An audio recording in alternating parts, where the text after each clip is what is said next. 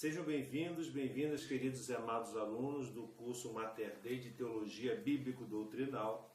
Nós vamos começar um novo assunto, mas antes do novo assunto, que vai ser angelologia, eu vou falar sobre a questão do direito natural e outros conceitos afins, para esclarecer o que foi dado no passado e preparando para os próximos blocos de aulas, né? Então, esse assunto é pontual, ele está inserido nesse 12º módulo, nessa 7ª aula, porque na próxima aula, que é o último desse módulo, nós vamos começar angelologia, o estudo dos anjos. Mas eu quero esclarecer alguns conceitos que eu acho que ficaram um pouco, digamos, não aprofundados, mas eu gostaria de fazê-los aqui. Para tanto, vamos começar a nossa aula pedindo a Deus a graça do discernimento, a graça do conhecimento, para que Deus nos ajude e nos ilumine. Em nome do Pai, do Filho e do Espírito Santo. Amém. Senhor Deus, fazei que nós, vossos filhos, que buscamos conhecer mais os vossos ensinamentos, cresçamos na nossa fé e no vosso conhecimento, para que possamos adorar-vos e amar-vos como vós mereceis.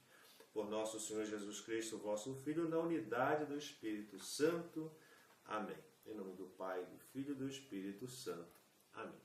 Então, nessa aula de hoje, que é uma aula única nesse sentido de esclarecimento de alguns conceitos, nós vamos falar sobre noções de direito natural e outros conceitos afins. Isso aí poderia ter sido dado talvez lá um pouco na aula de moral, mas eu achei por bem destacá-lo aqui apenas para refrescar a nossa memória, porque isso é muito importante, que na sociedade de hoje a gente confunde certos conceitos. Então, para facilitar o entendimento de vocês e esclarecer algumas dúvidas, eu achei por bem dar uma aula somente sobre isso, né? Então, nós vamos agora à nossa aula. O que é lei moral? Nós já vimos na introdução, durante os estudos da teologia moral, nos módulos anteriores, mas vamos fazer aqui um refresco memorial, né, cerebral. Definição e natureza da lei moral. Bem, segundo o autor, teólogo, moralista Ricardo Sada, cujo livro nós pegamos esses conceitos, aqui é baseado na sua exímia e belíssima explicação, magistral explicação. Segundo esse autor, Ricardo Sada, que é teólogo moralista espanhol, ele, por lei moral, se entende o conjunto de preceitos. Então, lei é um conjunto de preceitos, lei moral, um conjunto de preceitos que Deus promulgou, ou seja, Deus decretou. Para quê? A fim de que, cumprindo-os, a criatura racional, que é o homem, alcance o seu fim último sobrenatural, ou seja, ele tenha condições de alcançar o seu fim último, o seu destino último, que é o fim sobrenatural, ou seja, que está além da natureza humana. Ao analisarmos a definição acima, podemos destacar os seguintes elementos de suma importância para entendermos o significado da lei moral. Primeiro, a lei moral é um conjunto de preceitos. Não se trata de uma atitude ou uma decisão generalizada a partir de acordo com a opção de Cristo, mas sim a decisão de cumprir na prática preceitos concretos derivados do preceito fundamental do amor de Deus. Então, a lei moral é um conjunto de preceitos, não uma atitude intimista de decisão generalizada, não. É uma decisão de cumprir na prática aquilo que Deus determinou. Segundo, ela foi promulgada por Deus. A lei moral é dada ao homem, entregue ao homem por uma autoridade diferente dele próprio. Não é o homem que cria a lei moral, mas esta tem Deus por autor. Terceiro, o objeto próprio da lei moral é mostrar ao homem o caminho para atingir o seu fim sobrenatural eterno. Então, a finalidade é mostrar ao homem o caminho pelo qual ele deve atingir a eternidade.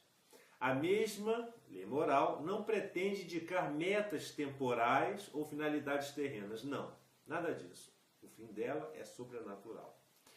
A obra da sabedoria divina, no sentido bíblico, a lei moral pode ser definida ainda como uma instrução paterna, uma pedagogia divina. Ela prescreve ao homem os caminhos, as regras do comportamento que levam à felicidade prometida. Prescreve os caminhos do mal. Proscreve, quer dizer, ela assusta, ela repele os caminhos do mal, que desviam de Deus e do seu amor, conforme o Catecismo da Igreja Católica, no seu parágrafo 1950. A mesma encontra em Cristo, a lei moral, a sua plenitude e unidade, vez que o próprio Cristo em pessoa é o caminho da perfeição. Eu sou o caminho, a verdade e a vida. Jesus Cristo, portanto, é o fim, é o objetivo da lei, pois somente ele ensina e dá a justiça de Deus. Nos ensina o Catecismo, no seu parágrafo 1953. Agora vamos fazer uma definição e divisão da lei. O que é lei propriamente dito? Bem, geralmente quem estuda ciências jurídicas ou direito, no curso superior, ele tem que saber o que é lei, definição de lei. Existem, às vezes, muitas definições de leis, mas a definição melhor é essa aqui. Na definição clássica de Santo Tomás de Aquino,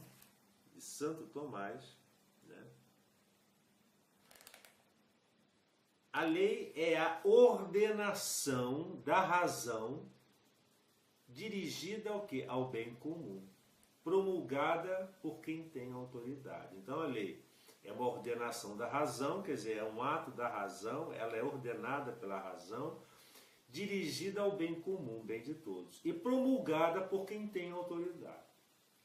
Quais são os elementos que se pode considerar dessa definição? Primeiro, ordenação da razão, ou seja, se apoia em considerações que a justificam, ela é racional, por isso que é da razão. Não se trata de uma ordem arbitrária, não sendo, portanto, fruto de um simples capricho da pessoa ou da autoridade. Segundo, é dirigida ao bem comum, tem por fim o bem comum e não um bem particular. Apesar de a lei obrigar cada indivíduo a agir corretamente, se dirige a todos, tendo em vista o bem comum. Esse bem comum de todos é o quê? É a plena felicidade, o próprio Deus, o fim último do homem e do universo. Terceiro, promulgada, ou seja, a lei deve ser promulgada para ter força obrigatória.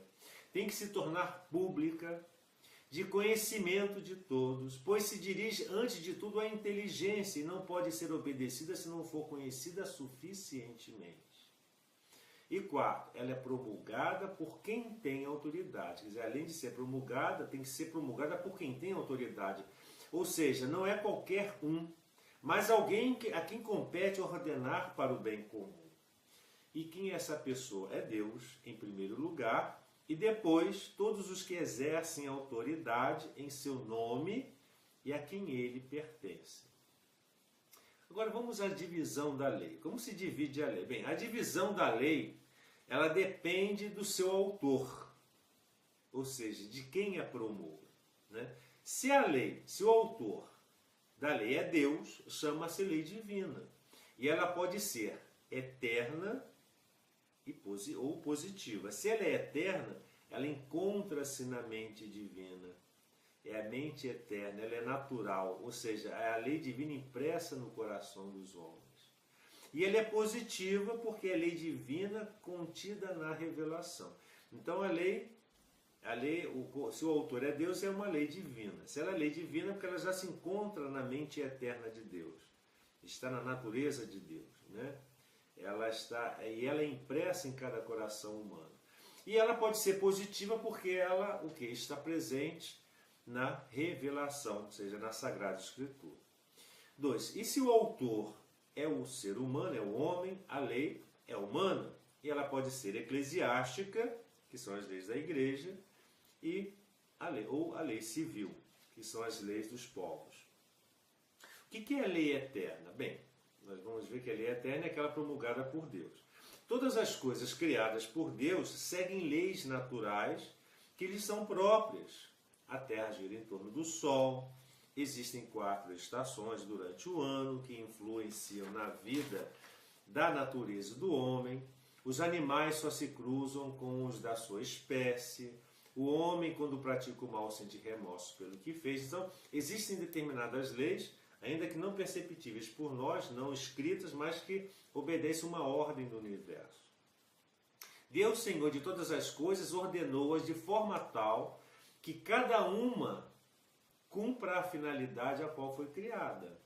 Seja os minerais, as plantas, os animais e o homem, cada um tem o seu papel a desempenhar em seu curso natural de existência. Então, tudo que existe na criação segue uma ordem determinada por Deus, ou seja, uma lei que Deus já predeterminou.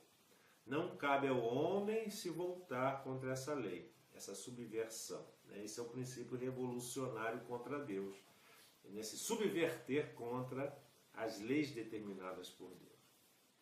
Então vamos à definição de lei eterna. Bem, a lei eterna nada mais é do que uma ordenação racional, ou seja, sempre pela razão, estabelecida entre as criaturas, as coisas criadas, para o seu bem, para o bem das coisas criadas, e em vista ao seu fim, pelo poder, pela sabedoria e pela bondade de Deus, ou seja, do Criador.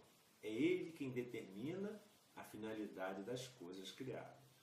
Santo Agostinho define a lei eterna como sendo a razão e vontade divinas que mandam observar e proíbem alterar a ordem natural. E para Santo Tomás, o plano da divina sabedoria que dirige todas as ações e movimento das criaturas em ordem ao bem comum e de todo o universo. Então vocês vejam que a lei eterna é aquela criada, promulgada e determinada por Deus, cuja finalidade se volta para a realização da finalidade última do homem, que é, ou da natureza, que é a vida eterna. E tudo aquilo que vai contra essa lei de Deus, essas predeterminações de Deus, a lei eterna de Deus, elas são negativas, elas não são boas. Por fim, o Concílio Vaticano II nos recorda que a norma suprema da vida humana é a própria lei divina, eterna, objetiva, universal, pela qual ordena, dirige e governa o mundo, o universo, os caminhos da comunidade humana, segundo a sua sabedoria e o seu amor. Deus faz com que o homem participe desta lei, de tal maneira que o homem, por disposição da divina providência, pode conhecer cada vez mais a verdade imutável. Isso aí é do documento do Concílio Vaticano II. A lei eterna, portanto, é o princípio primeiro de toda moral. E quaisquer outras leis que venham a existir. Então, todas as leis que venham a existir, elas devem estar em ordem aos princípios da moral. E tem que encontrar nesta sua verdade primeira e última, ou seja, na lei eterna. Tudo isso tem que estar voltado para a lei eterna. Enquanto que o mundo, o humanismo, o iluminismo, ele tira a lei eterna como princípio, coloca o homem como centro, aí começa a confusão no mundo. Esse aí é um outro assunto que nós podemos desenvolver num outro vídeo especial. Quais são as propriedades da lei eterna? Bem, as principais propriedades da lei eterna são: primeiro, ela é eterna, porque é anterior à criação, pensada e projetada por Deus desde toda a eternidade. Segundo, ela é imutável, como é a expressão da própria vontade de Deus, com quem ele se identifica. A lei eterna jamais mudará. Terceiro, é norma suprema de toda moralidade. Todas as criaturas e outras leis, todas as leis devem estar em conformidade com essa lei eterna. Devem refleti-la fielmente, não podendo ser justa e racional se for contrária à mesma lei eterna.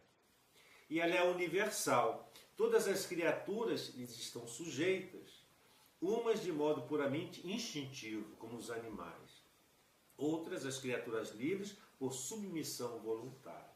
Então a lei de Deus só se realiza em nós se nós voluntariamente nos submetermos a ela. Isso aí vai depender da conversão da pessoa. E o que é lei natural? Se fala muito em lei natural, direito natural, as pessoas confundem muito isso, mas a lei natural ela tem a sua própria definição, a sua verdadeiro significado. E é isso que nós vamos ver aqui agora. Lei natural, vamos lá. Os minerais, as plantas e os animais, enquanto que são guiados por leis físicas e biológicas, sempre obedecem à lei de Deus. Os animais, os minerais, os vegetais, elas seguem uma lei física, instintiva, própria dos animais, que todas essas normatividades físicas e biológicas, elas estão obedientes, referentes em ordem à lei de Deus. Diferentemente de todas as outras criaturas, Deus imprimiu no homem uma coisa chamada inteligência, para que viesse a conhecer a sua lei dentro de si próprio, coisa que os animais não têm, coisa que as plantas não têm, coisa que os minerais não têm. Somente o homem tem essa inteligência. Para quê? Para que ele possa conhecer a lei de Deus dentro de si próprio. A lei natural não é outra coisa senão a própria lei eterna, gravada onde? No coração do homem, como disse Santo Tomás de Aquino. Ele diz o seguinte: a luz da inteligência infundida em nós por Deus, que leve o homem a perceber o que deve ou não fazer. Então essa percepção é o quê? É reflexo da lei eterna no coração do homem, que é a lei natural.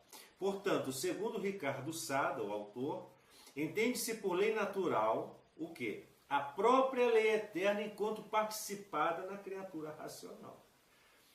Perfeita definição. Então o que é a lei natural? É a lei eterna participada pela criatura racional. Ao criar o homem, Deus dota-lhe a natureza de uma ordenação concreta que lhe possibilite conseguir o fim para o qual foi criado.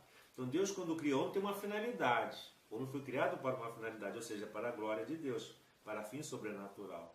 E Deus, quando cria, incute no homem, na sua natureza, o que uma ordenação, uma lei própria, natural, que é a participação da sua lei divina. Para quê? Para que ele possa chegar, alcançar o quê? O seu objetivo eterno.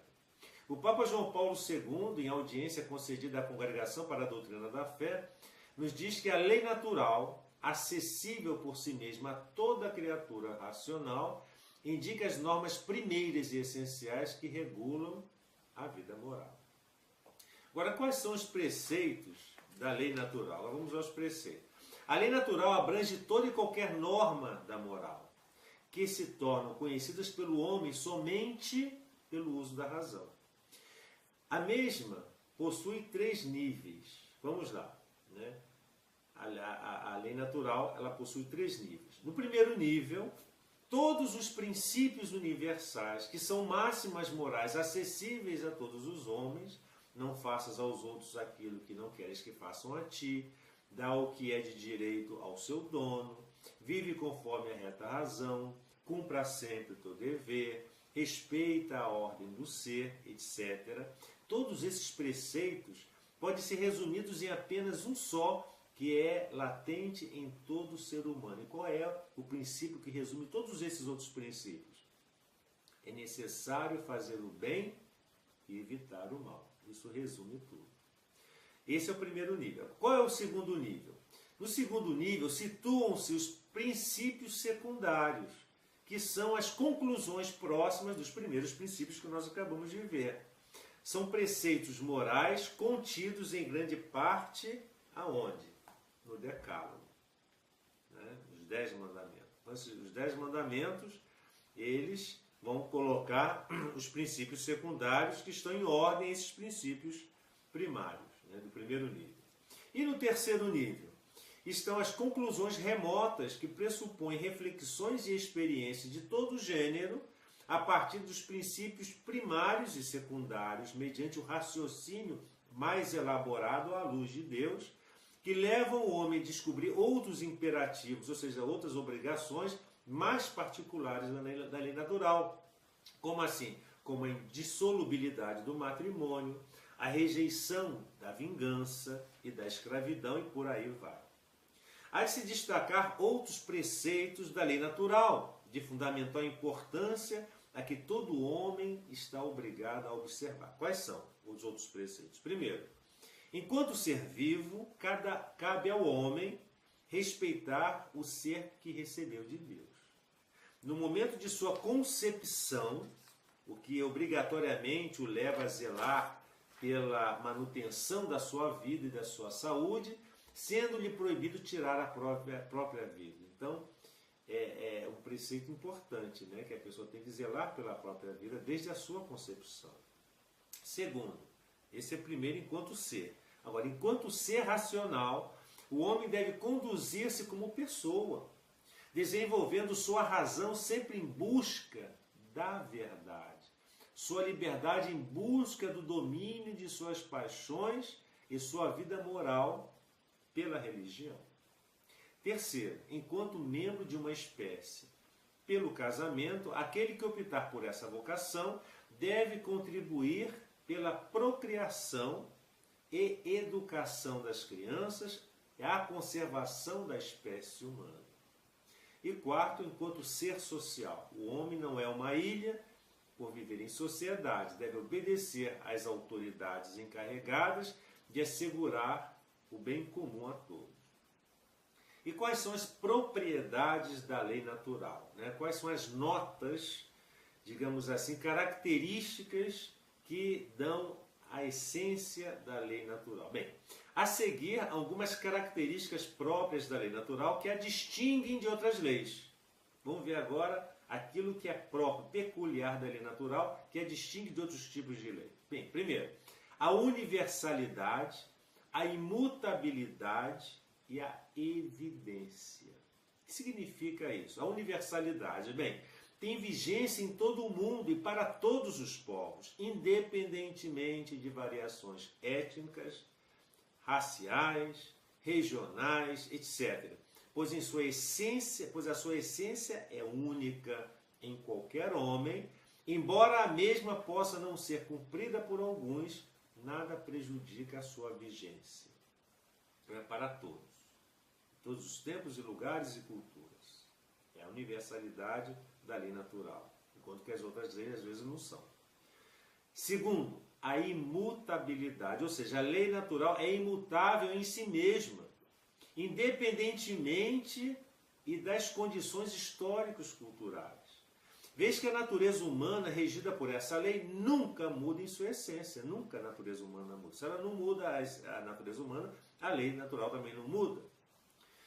E como ela não muda em sua essência no decorrer dos anos, é impossível que os princípios da lei natural desapareçam da consciência humana. Não admite transgressão ou dispensa. É ilícito abrogá-la, ou seja, é ilícito revogar a lei natural, transgredir a lei natural, mesmo que parcialmente ou até mesmo dispensá-la. A sua observância não pode ser dispensada por nenhum legislador, visto que é próprio da lei ser dispensada unicamente pelo seu legislador, que no caso da lei natural é quem? É o próprio Deus. Só ele pode revogá-la. Ele é o soberano absoluto em suas decisões e que não está sujeito a erro. E a evidência, que é a terceira característica. Desde que tenham o uso da razão, todos os homens conhecem a lei natural. E a promulgação dessa lei coincide com a aquisição desse uso. O pecado e as paixões podem obscurecer a evidência da razão em povos de cultura inferior, pode existir certos costumes contrários à lei natural. Então, ela depende do uso da razão, né? Que todos os homens, através do uso da razão, todos os homens têm essa evidência, né? Da promulgação dessa evidência. E aí a questão da ignorância da lei natural. Bem, como vimos bem anteriormente, a lei natural possui 3 níveis: os princípios universais, os princípios secundários e as conclusões remotas, né? Quanto à ignorância da lei, é impossível a qualquer homem, no uso pleno da sua razão, ignorar os primeiros princípios, o primeiro nível, podendo até mesmo enganar-se ao fazer juízo do que é bom e do que é mal, mas jamais deixará de saber que o bem deve ser feito e que o mal deve ser evitado. Quanto aos princípios secundários ou conclusões próximas, por exemplo, os preceitos do Decálogo, levado pela ignorância ou por força do ambiente social, o homem pode até vir a desconhecer algumas das consequências imediatas dos primeiros princípios da lei natural. A mentira para evitar algum desgosto, o perjúrio para salvar a própria vida ou a fama, do aborto para salvar a mãe, da masturbação, etc. Mas essa ignorância não se prolongará por muito tempo sem que o homem suspeite por si mesmo ou alertado por outro da malícia desses atos. Já com relação às considerações remotas, que é o terceiro nível, tendo em vista que as mesmas pressupõem um raciocínio lento e difícil, ou seja, são conclusões mais elaboradas, elas podem ser até ignoradas de boa fé, mesmo por longo tempo, principalmente entre pessoas incultas. Por exemplo, a questão da prática do aborto, da vingança ou da omissão dos deveres cívicos. Agora vamos falar para completar, nós vamos falar sobre a lei divina positiva. Bem, a lei divina positiva. Apesar da lei natural estar impregnada no coração do homem e a mesma se estender a todos os atos humanos, seus preceitos, por serem bastante generalizados, se ressentem da falta de determinação, da individualização. Insuficiência essa que se vai sentir principalmente na sociedade, que não se pode viver e prosperar a não ser por meio de prescrições numerosas e precisas, de várias legislações. Em função disso surge a necessidade das leis positivas, ou seja, das leis determinadas, das leis claras, né, esclarecidas. A lei divina positiva é a lei que, procedendo da livre vontade de Deus como legislador, é comunicada ao homem por meio de uma revelação divina. O autor Ricardo Sada ressalta 2 coisas para considerar sobre a consciência, a conveniência da lei divina. Ele diz: todos os homens têm a lei natural impressa no coração, de maneira que podem conhecer por meio da razão os seus princípios básicos. No entanto, o pecado original e os pecados pessoais frequentemente obscurecem esse conhecimento, pelo que Deus quis revelar-nos a sua vontade, de modo que todos os homens pudessem conhecer os que deviam fazer para lhe agradar com maior facilidade, firme certeza e nenhum erro. E assim Deus proclamou-a claramente no Monte Sinai, ao revelar a Moisés os 10 mandamentos, para que o povo nunca se esquecesse de cumpri-los. O homem está destinado a um fim sobrenatural e, para se dirigir a ele, deve também cumprir, com a ajuda da graça, outros preceitos além da lei natural. Por isso, Jesus Cristo levou à perfeição a lei que Deus ditou a Moisés no Sinai, quando a si mesmo deu como caminho e modelo para se alcançar esse fim a que todos nos chamam. Essa perfeição que Cristo trouxe à terra revela-se principalmente no mandamento do amor. Amar a Deus sobre todas as coisas e ao próximo como a si mesmo. Deus nos revelou leis em 3 períodos da história. Primeiro, aos patriarcas, desde Adão até a saída do povo hebreu do Egito. Segundo, ao povo eleito, sobretudo por intermédio de Moisés, com aquelas leis recolhidas em alguns livros do Antigo Testamento, e no Novo Testamento, que contém a lei evangélica. Algumas leis positivas dos primeiros períodos foram depois abolidas pelo próprio Deus, vez que eram meramente circunstanciais, ao passo que a lei evangélica é definitiva. E, embora tenha sido dada de modo imediato para os cristãos, diz respeito diretamente a todos os homens. Como exemplo, as leis judiciais e cerimoniais dadas aos israelitas durante o êxodo pelo deserto, eram prescrições para esse povo nessas circunstâncias e no nomadismo deles. O preceito da caridade que Jesus Cristo ensinou é para todo homem de qualquer tempo e lugar. E por fim, nessa aula agora nós vamos falar sobre as leis humanas. As leis humanas englobam as leis civis, como nós vimos, e as leis eclesiásticas, ditadas pela legítima autoridade em ordem ao bem comum. Essas leis resultam da própria natureza da sociedade humana, ou seja, se é humana, se são leis humanas, surge da própria natureza humana, não da divina, que exige a direção e o domínio por meio de algumas leis. A sociedade, por si mesma, ela exige que existam leis que a possam guiar e orientar. Toda lei humana legítima e justa é obrigatória perante Deus. Toda lei justa e legítima é obrigatória diante de Deus. Mas desde que, quais são os critérios? Seja conforme a lei moral, ou seja, a lei eterna, não violando em nada. Faz-se necessário que todas as decisões do poder civil possam ser justificadas por uma lei natural. Então, o poder civil, quando ele determina uma lei, ela tem que ser justificada pela lei moral. Se não for, ela não é legítima. Segundo, seja ordenada ao bem comum e à sociedade, e não ao bem particular do próprio indivíduo, de um grupo ou de um partido. Não, isso aí também transgride, agride, e confronta e conflita com a lei eterna. Terceiro critério, seja promulgada por legítima autoridade e dentro de suas atribuições. O que é legítima autoridade? É aquela que chegou ao poder de forma legítima, correta e justa, não de uma forma arbitrária ou de uma forma, digamos, totalitária ou tirânica. Quarto, seja boa em si mesma e nas circunstâncias. Ela é boa em si mesma. E quinto critério, seja imposta nas devidas proporções aos súditos e a ela obrigados. Não exceda o poder do legislador e não ordene senão o que é exequível, ou seja, aquilo que pode ser executado. Quando a lei é injusta, porque lhe faltam algumas destas condições, que nós acabamos de ver, desses critérios, 5 critérios, a mesma não obriga. A pessoa não está obrigada a seguir uma lei que não cumpre esses 5 critérios.